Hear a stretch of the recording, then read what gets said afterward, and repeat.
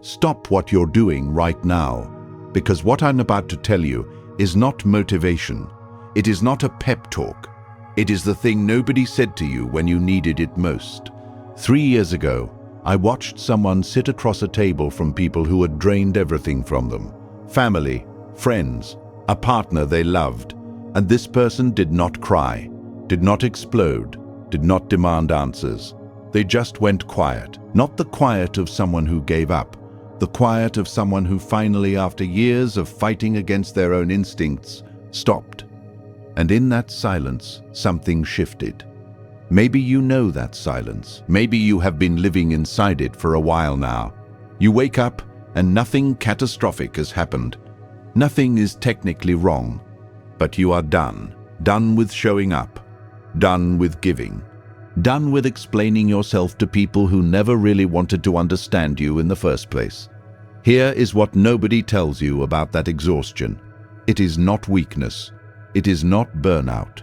It is not a sign that something is broken inside you.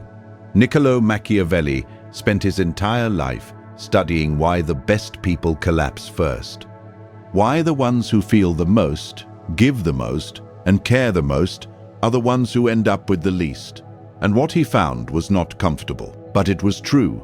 In the next few minutes, you are going to understand why your exhaustion is not the end of something. It is the beginning of the most important shift of your life. Drop this in the comments right now. I am not broken. I was just never taught how to use what I have. Let's go. 1. You feel too much because you see too much. Let me ask you something. Have you ever walked into a room and within 30 seconds, you already knew something was off? Nobody said anything. Nobody looked upset. Everything on the surface looked completely fine, but you felt it. The tension underneath the smiles, the anger hiding behind the polite words, the sadness wearing the mask of a joke. And then someone looked at you and said, "Why are you so serious? Everything is fine." That moment, that exact moment, is where it started for you. Not the exhaustion, not the self-doubt, but the habit of trusting other people's version of reality over your own. Machiavelli wrote something that most people read past without understanding. He said that men judge generally more by the eye than by the hand. Most people only see what is placed in front of them. They take the surface at face value. They interact with what is visible and ignore everything underneath it. But there is a small percentage of people who cannot do that. Not because they choose to, because they are built differently. These are people whose perception operates at a deeper level. They do not just see what is shown. They feel what is hidden. They notice the half-second delay before someone answers, the slight shift in someone's posture when a certain name is mentioned, the way a room changes temperature when two specific people walk in at the same time. This is not imagination. This is not being oversensitive. Researcher Elaine Aron spent decades studying this. She found that close to 20% of human beings have a nervous system that processes emotional and psychological information at a significantly deeper level than everyone else. Not a flaw, not a disorder, a biological reality. You are one of them. And here is what that means. You have been walking through life perceiving a version of reality that most people around you are completely blind to. You see the gap between what people say and what they actually mean. You feel the difference between what someone shows and what they are actually carrying. You pick up on truths that others have not even admitted to themselves yet. That is not a weakness. That is a precision instrument. But here is the problem. The world did not treat it like a precision instrument. The world treated it like a malfunction. You were too sensitive, too intense, too much. And so you learned. You learned to question what you saw. You learned to silence what you felt. You learned to trust the room's version of reality over your own internal signal, even when that signal was screaming. Machiavelli understood what happens when a person's greatest strength gets turned against them. He saw it in rulers, in soldiers, in advisors. The most perceptive people in the room were often the first ones sidelined, not because they were wrong, because what they saw made everyone else uncomfortable. You were not too much for this world. You were too accurate for people who needed you to be blind. And that difference changes everything. 2. They called it kindness. Machiavelli called it a fatal mistake. Picture someone you know. Maybe it is you. They are the person who always senses when something is wrong before it is said out loud. The one who adjusts, softens, smooths things over without being asked. The one who shows up when nobody else does. The one who gives their full attention, their full energy, their full self to people who sometimes give back almost nothing. In every environment they enter, they take on a role nobody assigned to them. In their family, they were the one who felt the tension at the dinner table and quietly changed the subject to keep the peace. They were the one who noticed a parent's stress and made themselves smaller so as not to add to it. In their relationships, they were the one who understood their partner more deeply than that partner understood themselves. They anticipated needs. They absorbed frustration. They blamed themselves when things fell apart. At work, they were the one reading every undercurrent in every meeting, managing unspoken dynamics, making the team function in ways that never showed up on any performance review. None of these things were asked of them. They simply could not stop. And here is the logic that made it feel right. If you can feel what someone needs before they can even name it themselves, it seems like the responsible thing to use that ability. It feels like care. It feels like what a good person does. But Machiavelli saw something in this that nobody wants to hear. He wrote about leaders who spent all their resources serving those around them while building nothing for themselves. And he documented what happened to every single one of them. They were the first to collapse when pressure arrived, not because they were weak, because they had spent everything outward and kept nothing in reserve. You have been running one of the most sophisticated emotional operations that exists, reading people, responding to invisible signals, managing the psychological atmosphere of every room you enter. And you have been doing it without ever stopping to do the same thing for yourself. You stopped using your perception inward a long time ago. You got so good at tracking what others feel that you lost the thread back to what you actually feel, what you actually need, what is actually draining you and what is not. The real reason the kindest people collapse first is not that they care too much. It is that they were never taught to direct even a fraction of that care toward themselves. Every signal goes outward, every resource flows outward, and the well runs dry long before anyone notices, including themselves. There is a moment, and you may have already reached it, where you look at your own life and realize you have been so focused on managing everyone else's inner world that you have no idea what is happening in yours. That moment is not a crisis. That moment is information, the most valuable signal your perception has sent you in years. And for the first time, it is pointing inward instead of out. Machiavelli was not writing about cruelty when he said that a man who only gives and never builds will have nothing to stand on when the ground shifts. He was writing about survival, about what it actually takes to be present, to be useful, to matter, over the long term. You cannot pour from a well you never refill. Drop this in the comments. I am done being the shock absorber for emotions that were never mine to carry. 3. The real betrayal wasn't theirs. It was yours.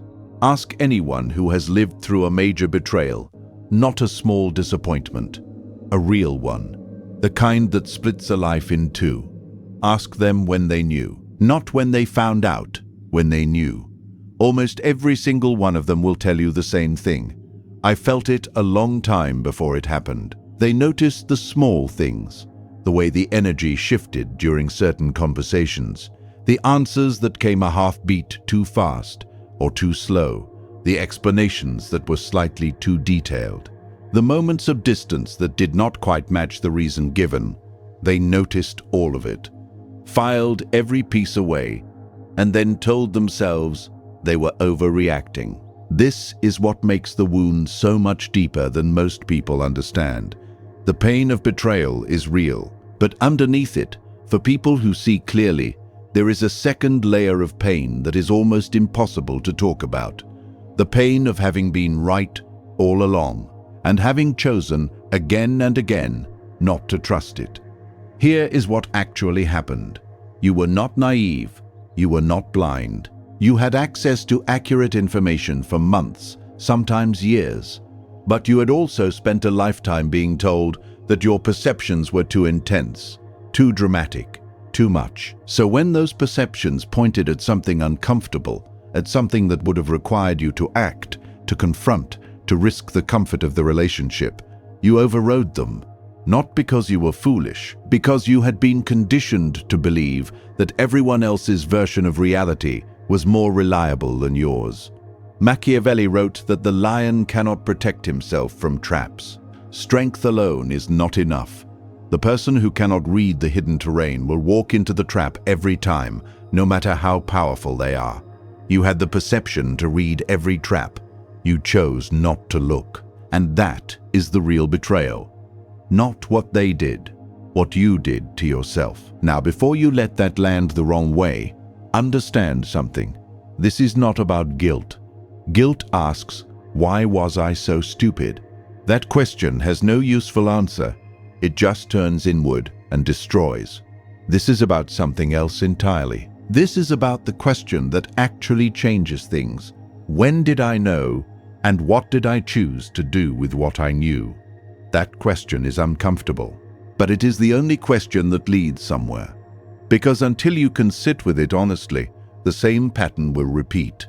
The faces change, the situation changes, but the dynamic stays identical. Someone who needs you not to trust yourself will find you, and you will accommodate them, because that is what you were trained to do. The philosopher Epictetus, who understood the mechanics of internal power better than almost anyone, wrote that we suffer not from the events of our lives, but from our judgments about them. The judgment that hurt you most was not their lie. It was your own repeated decision that your knowing was less valid than their explaining. Shadow integration, which is the process of reclaiming the parts of yourself you were taught to suppress, begins exactly here. Not with forgiving them, with being honest about what you saw and when you saw it and why you looked away. That honesty is not self-punishment. It is the first act of real self-respect you may have performed in a very long time. The moment you can say, I knew, and I chose to override my own knowing, something releases. Not because the pain disappears, because the lesson finally lands somewhere real instead of bouncing off the surface of blame. You were not too sensitive. You were not too much. You were not imagining things. You were right. You just were not yet ready to trust yourself enough to act on it. That changes today. 4. Your shadow isn't darkness. It's power you were taught to hide. Most people hear the word shadow and think of something sinister, something to be fixed or removed. Jung had a completely different understanding, and once you hear it, you cannot unhear it. The shadow is not the dark part of you. The shadow is the part of you that someone decided was unacceptable. Everything you were told to suppress in order to be loved, accepted, included. Everything you buried in order to survive the environments you grew up in. For most people, the shadow contains things like ambition, jealousy, the desire for power, the parts of human nature that civilization teaches us to hide. But for people who feel deeply, people who were trained from an early age to prioritize everyone else's comfort above their own clarity, the shadow contains something completely different. It contains their strength. Think about that for a moment. You were not primarily taught to hide your cruelty or your selfishness. You were taught to hide your certainty, your anger, your right to draw a line and hold it. In your family, expressing frustration was called disrespect. Saying no was called selfish. Trusting your own perception over someone's explanation was called emotional immaturity. Being angry about something that actually warranted anger was called overreacting. So you did what anyone does when they are young and dependent and need to be loved. You buried it. All of it. The clarity, the anger, the boundaries, the voice that said, "This is not right," and meant it. That is what lives in your shadow. Not malice, not darkness. your own legitimate, healthy, completely reasonable power. And here is where Machiavelli enters in a way that might surprise you. He wrote that it is better to be feared than loved if you cannot be both. Most people read this as a statement about domination. It is not. It is a statement about consequence. When people know there is no cost to crossing you, they will cross you. Not because they are evil, because humans, left to their own tendencies, will always test a boundary that has no enforcement. Your anger when a boundary is violated is not a flaw. It is an alarm system, a signal that says this line exists, and it means something. When you were taught to suppress that anger, you were taught to disconnect your alarm system. And then you were confused about why people kept walking through walls you had never learned to build. 3 things live in the shadow of almost every deeply perceptive person. The first is anger used honestly. Not rage, not cruelty, just the clear, firm signal that something is not acceptable. That is not a negative emotion. That is information. Suppressing it does not make you calmer. It makes you invisible to yourself. The second is the right to judge accurately. You were told that judging people was wrong, but there is a vast difference between judgment driven by cruelty and assessment driven by clarity. One destroys, the other protects. You need to be able to tell the difference between someone who means well and someone who is using you. That requires judgment, not morality, intelligence. The third is the ability to hold a hard line without apologizing for it. You were taught that love means limitless access, that care means always saying yes, that kindness means absorbing whatever is directed at you without pushing back. That teaching is not love. That is a blueprint for self-measure. Reclaiming your shadow does not make you hard. It does not make you cold. It makes you complete. The care and the clarity together, the empathy and the edge together, the softness and the strength together. The people who deserve your care will not leave when you find your edge. The ones who leave when you set a boundary were only there for the access your lack of boundaries provided. Let them go. Drop this in the comments. My anger is information. My boundaries are not walls. They are the blueprint of who I am. 5. You're not like everyone else. Here's exactly why. Not every deeply perceptive person experiences the world in the same way. And understanding which pattern fits you is not about putting yourself in a box. It is about understanding exactly where your blind spots are. Because the same perception that is your greatest strength can become the thing that consistently works against you if you do not understand how yours specifically operates. There are 4 distinct patterns. See which one lands. The first is the person who feels it in the body. You have walked away from a conversation feeling inexplicably heavy. Your shoulders tense without a clear reason. A low-grade headache settles in after spending time with certain people. You feel tired in ways that sleep does not fix. If this is you, here is what is actually happening. You are not just empathizing intellectually, you are absorbing. The emotional state of the person next to you is passing through you like a current, and your nervous system is processing it as if it were your own. The challenge for this type is one specific question. Is this mine?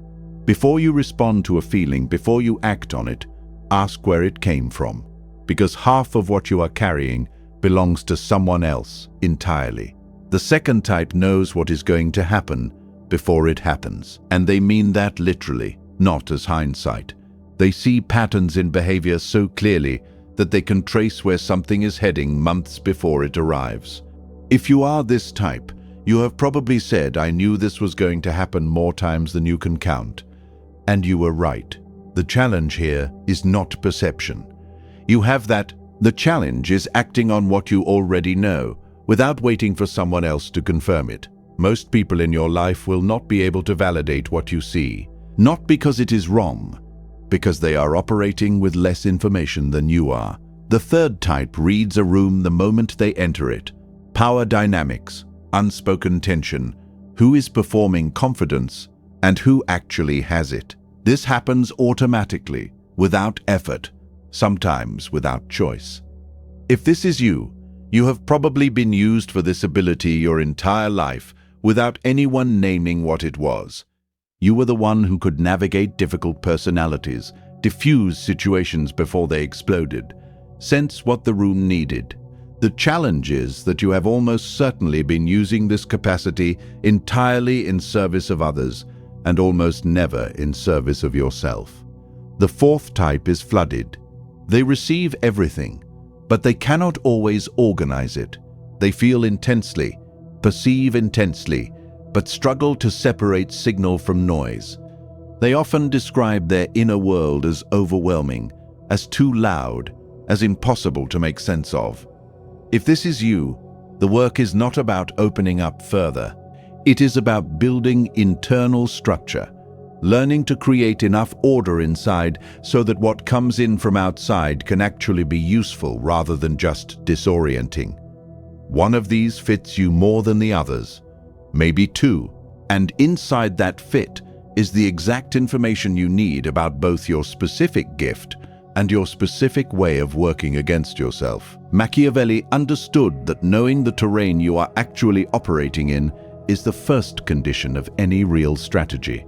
Not the terrain you wish you were in, not the terrain you have been told you are in, the actual terrain. Know which type you are, then stop fighting against it. 6. Why the sharpest people always get labeled the hardest to handle. Notice something. In your family, you were the one who made things complicated. In the job before this one, you were difficult. In that relationship, you were too sensitive. In that friend group, you were the one who created tension. Every different room, different people, different situations. Same label. That is not coincidence. That is a pattern. And the pattern has nothing to do with you being the problem. Here is what is actually happening. Every group of people, whether it is a family, a workplace, a friendship circle, or a relationship, operates on a set of unspoken agreements about what will and will not be acknowledged. Things that everyone can feel, but that nobody is allowed to name. We do not talk about the drinking. We do not acknowledge that this marriage is collapsing. We do not question that decision. We do not name the dynamic that everyone can see, but nobody will say out loud. These agreements are the invisible architecture that keeps the group functioning, or at least keeps it from having to confront what it is afraid to face. Now, a person with highly differentiated perception enters the room. They do not have to say anything. They do not have to confront anyone or name anything directly. Just their presence creates pressure on those agreements, because they can feel the gap between what is being shown and what is actually true. And on some level, everyone in the room can feel them feeling it. And the group cannot handle that mirror. So instead of turning toward what the mirror is reflecting, they do what people have always done with reflections they do not want to see. They attack the mirror. You become the problem. Too sensitive, too negative, too much, seeing issues where there are none, creating drama, destabilizing everything. Machiavelli watched this pattern play out in courts and councils for his entire career. The most perceptive advisor in the room was rarely the most celebrated one. He was the one who made powerful people uncomfortable, because powerful people who are hiding something cannot afford someone nearby who sees clearly. Jung called this the scapegoat phenomenon, and he was very precise about what it means. It is not evidence of dysfunction in you.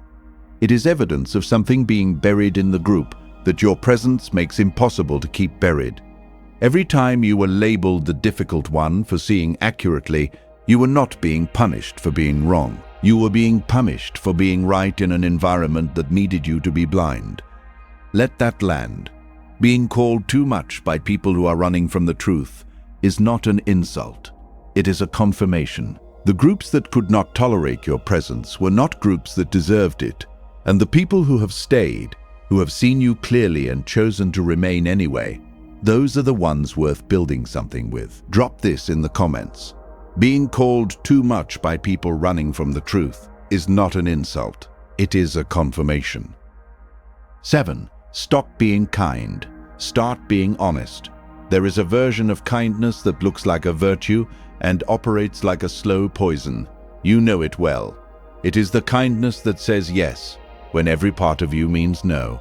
The kindness that softens hard truths until they lose all shape. The kindness that keeps the peace in a room at the cost of everything real that could have been said in it. That is not kindness. That is conflict avoidance, wearing a noble mask. Machiavelli was one of the first people in recorded history to say this without apology. He watched kind rulers fall, not because they were weak in the conventional sense, because they optimized for being liked instead of being effective. They made decisions based on what would feel good in the moment, instead of what would create something real over time. And here is what that produced. Every person around them learned that they could be managed with flattery. Every difficult conversation could be avoided by a smile. Every problem could be softened away instead of solved, until the problems became too large to soften. Think about the last time you told someone what they wanted to hear instead of what they needed to hear. You probably called it kindness. You probably told yourself you were protecting them. But who were you actually protecting? There is a concept in psychology called the persona trap. The mask you wear to manage other people's comfort gradually becomes indistinguishable from your face. You wear it so long and so consistently that one day you try to take it off and realize you are not sure what is underneath anymore. Every deeply perceptive person who spent years prioritizing everyone else's emotional comfort over their own honesty knows exactly what that feels like. And here is the brutal truth about what that persona costs you. The people around you do not actually know you. They know the version of you that was carefully managed to be acceptable. They have been responding to a performance, not a person. And you have been exhausted by having to maintain that performance every single day. Real honesty is not cruelty. Real honesty is not saying every hard thing that crosses your mind. Real honesty is having enough respect for someone to tell them the truth when the truth matters. A person who always gives you the comfortable answer is not your ally. They are your mirror telling you what you want to see. Machiavelli wrote that the prince who surrounds himself with flatterers surrounds himself with people who will tell him everything is fine as the walls collapse. Kindness without honesty is flattery, and flattery is the most elegant form of contempt. Now, boundaries, not as a concept, as a practice. A boundary is not a wall. It is not coldness. It is not a rejection of the people you love. A boundary is a description of who you are, what you will engage with and what you will not, what has access to your energy and what does not. People who genuinely care about you do not find boundaries threatening. They find them clarifying. The ones who react with anger or guilt when you draw a line are telling you exactly what they valued in your relationship. Not you, the access. Let those people go without guilt. Stop asking, will they like me if I do this? That question has cost you years. Start asking, will I respect myself if I do this? Those two questions lead to completely different lives. 8. The breaking point was never the end. It was the beginning. There is a moment that almost every deeply perceptive person reaches, at some point. It does not announce itself. It does not arrive with drama or explosion. It comes quietly, unnervingly quietly, after a betrayal, after a loss, after the thing that was too large and too clear to explain away finally lands. And what happens in that moment is not what most people expect. They expect collapse. They expect the tears and the chaos and the kind of visible devastation that seems proportionate to the pain. And sometimes that comes later. But the first thing that comes, for someone who has spent years seeing clearly and choosing not to act on it, is not grief. It is calm. A deep, still, almost strange calm. Like water after a storm has passed, and the surface has finally gone still. This is the moment Machiavelli spent his entire career preparing people for, even though he never named it this way. It is the moment when the person who has been fighting against their own perception finally stops fighting. Not because they gave up, because every single thing they saw, every signal they felt, every alarm that went off and was suppressed, has just been confirmed simultaneously. And the one belief that was keeping them stuck, the belief that their perception could not be trusted, has finally shattered. She knew from the third month the way his voice changed when a certain name came up. The phone placed face down when it never used to be. The explanations that were smooth and complete in ways that real explanations rarely are. She felt every single one of those signals, filed them carefully, and told herself with increasing effort that she was seeing things that were not there. Then the day came, and in the silence after it, she did not fall apart the way she had feared. She sat quietly, and for the first time in years, she believed herself completely. Here is what happens in that silence. The parts of yourself you were taught to suppress, your certainty, your anger, your right to draw a line and hold it, stop being suppressed. Not through effort, through confirmation. The mechanism that was keeping them buried was the belief that your perceptions were unreliable. That belief is now gone, and the people who had been using that mechanism against you notice immediately. Not because you threaten them, not because you become aggressive or confrontational. You actually become quieter in many ways, more still, harder to read. And that is what destabilizes them, because the tool they had been using to manage you, your own self-doubt, no longer functions. They cannot gaslight someone who finally trusts what they see. They cannot destabilize someone who is no longer at war with their own perceptions. Machiavelli wrote that there is no other way to guard yourself against flattery than by making men understand that telling you the truth will not offend you. He meant something deeper than it sounds. When you stop being afraid of what your own perceptions are telling you, no one can use that fear against you, ever again. After that shift, people who have lived through it describe the same changes. They stop over-explaining themselves to people who were never listening. They stop apologizing for seeing accurately. They stop performing uncertainty they no longer feel. They do not become harder. They become more precise, more selective about where their care goes and who receives it, more capable of genuine connection with the people who can actually handle them. And perhaps most powerfully, they stop being afraid of the people who used to make them afraid. Because what made those people frightening was never their strength. It was the doubt they could create in you. The doubt is gone. Drop this in the comments. The calm after the storm is not emptiness. It is clarity, and I will never trade it back. 9. Protecting yourself is not coldness. It is the highest form of intelligence. Here is the fear that stops most deeply perceptive people from doing this work. If I set boundaries, I will become cold. If I trust myself over others, I will become arrogant. If I stop giving everything, I will lose the part of me that actually matters. That fear is understandable, and it is wrong. The transformation that comes from reclaiming yourself does not remove your sensitivity. It does not close you off. It does not turn you into a harder or less feeling version of who you are. It makes you more precise. Think of the most skilled surgeon you can imagine. They did not succeed by becoming emotionally detached from their patients. They succeeded by learning exactly when to let emotion guide them and when to set it aside. The care is still there. The depth is still there. They simply develop the capacity to choose what gets access to it and when. Before the integration, your empathy was not a choice. It was a compulsion, something that happened to you rather than something you directed. Every room you entered, every person you spoke to, pulled at it automatically. You did not decide to absorb. It just happened. After the integration, you still feel everything, but you decide what to do with it. That shift changes the entire nature of your relationships. When you give your care freely before, from exhaustion and obligation and the deep fear that if you stop giving, you will have nothing left to offer, what you give carries a weight that the person receiving it can feel. It is heavy with unspoken need, with the hope that giving will produce something in return, with the quiet desperation of someone pouring from an empty vessel. When you give from wholeness, from the overflow of someone who has actually taken care of themselves first, what you give lands differently.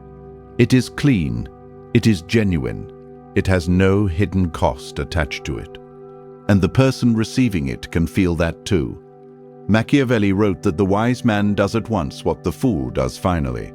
The person who waits until they have nothing left before learning to protect themselves will spend their whole life rebuilding from collapse. The person who learns it now, who does the work before the final collapse, forces their hand, builds something that actually lasts. The goal is not to feel less. The goal is to feel accurately, to know the difference between the sadness that is yours and the sadness you absorbed from someone who has not done their work. To be able to be fully present with someone's pain without losing the thread back to your own stability. To love deeply without disappearing into the loving. You are not giving up your sensitivity. You are learning to be its master rather than its victim. There is a version of you that is fully intact, fully perceptive, fully capable of the kind of deep connection that most people will never experience. That version is not softer or harder than who you are now. It is simply whole, and the only way to get there is through the work we have been talking about this entire time. Honesty about what you see, reclaiming what was buried, stopping the performance of uncertainty you no longer feel. The most feeling people in the world, when they do this work, do not become less feeling. They become the most alive people in any room they enter. That is what is waiting on the other side of this. You came into this carrying something heavy. Years of being told your perception was a problem, years of giving from a place of depletion, years of trusting everyone else's version of reality over your own. Let me tell you what Machiavelli actually saw when he looked at people like you.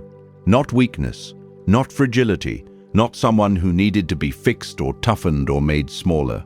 He saw the most dangerous kind of potential, the kind that has not yet been turned in the right direction. You are not too much. You never were. You were too accurate for rooms that needed you to be blind, too perceptive for people whose comfort depended on your self-doubt, too real for environments built on the agreement to pretend. Those were the wrong rooms. You are not behind. You are not broken. You do not need to be rebuilt from scratch. You need to stop apologizing for what you see. Stop shrinking to fit spaces that were never designed for someone who operates at your level. Stop giving the best of yourself to people who only wanted access to you, never the actual you. Machiavelli's final truth was simple. Power is not taken, it is reclaimed by the people who finally stop working against themselves. Today is not the day you become someone new. Today is the day you stop becoming someone smaller. Drop this final affirmation in the comments right now. I trust what I see. I always did. And from today, I will act like it. If this video said something you have been feeling for a long time but could never find the words for, hit the like button. Share it with someone who needs to hear this. And subscribe, because what comes next goes even deeper into the psychology of power, perception, and how to finally use what you have always been given. The world is not waiting for a quieter version of you. It is waiting for the whole one.